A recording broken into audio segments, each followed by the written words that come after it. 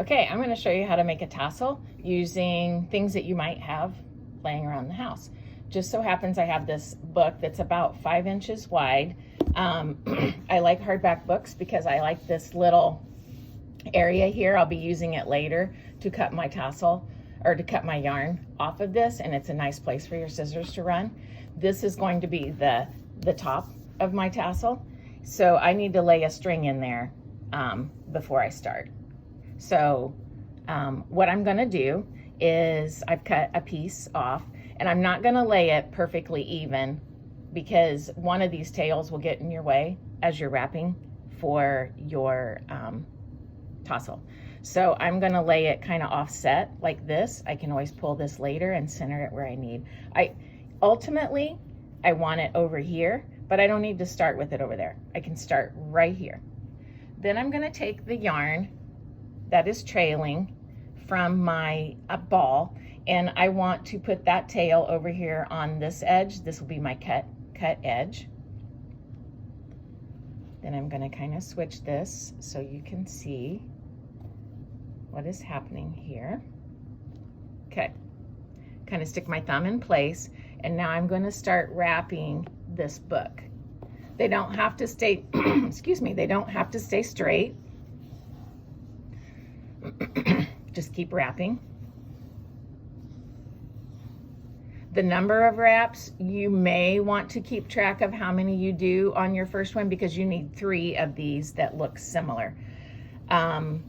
The art side of me just kind of goes for it and doesn't keep exact count. I go more by look and I go more by feel.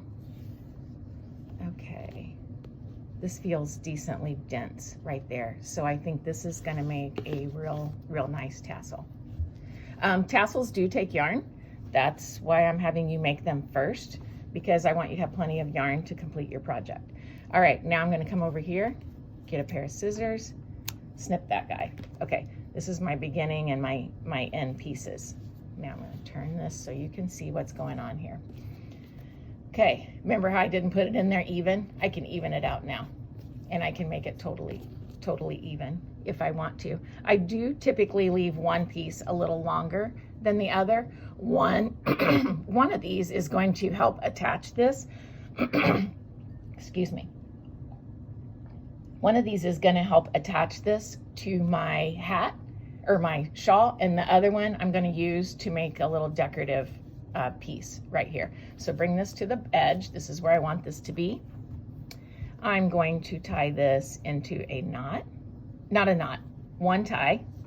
And just because sometimes I don't trust the one tie, I do an extra bow that will hold it secure, and I can easily get that out in just a little bit. All right, turn your book over. Got both of your ends right here. And now this is where you can see where this little groove comes in really handy. You're gonna snip those. The sharper your scissors, the better this will cooperate. Take your book out. Find your bow. All of your bow.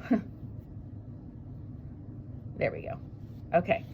This is another reason for doing a bow, because you know everything is there. It's not like you leave one string stuck down in the tassel. All right. I think we have a decently thick tassel. This is definitely not finished. They always get a haircut, and it looks to me like my little trim job is going to come right up over here. So there is always waste in tassels, unfortunately. Can't prevent that. Okay, now I'm going to undo my bow. The short end I'm going to use to attach to my piece of work. This long end, I'm going to bring it over. I'm gonna lay it over. I need this piece right here. I just need to catch it. I need to have some kind of a tie. If I don't catch it, then I'll just be going in circles and not accomplishing anything. Okay, pull this up, cinch it there. You'll know you don't want it to go too tight because you don't want to distort that top piece. Now, the top tassel, I think I don't want that much of what I would call a head on there. It's almost like I'm making one of those old-fashioned dolls that they used to do, where they had the head and then they tied it out into the body and into the legs. Okay, now that I've got that cinched about where I want it to be, it helps if you pull on this top one, because if not, it might kind of lean just a little bit. All right, I've got this fully established in the way I want it to be. I'm going to wrap it. This gives it a very finished look. There we go. Now, I could thread this on a needle and then take that down through, and that would become part of the tassel if it's long enough. If it's short, then you might want to be sure that it's buried on the inside where people won't see it. But my advice is to leave enough here that you can give a good trim here later. Or you can use a crochet hook and you can pop up through there with that. I think I have one. I don't have one here handy. And you can grab this piece and pull it down through. But this needs to be secured by going into the middle and out the bottom. Okay, so we're going to pretend that we have that secured.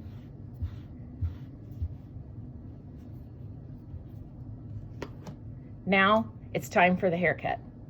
So just lay your tassel out, and I recommend some really sharp scissors for this.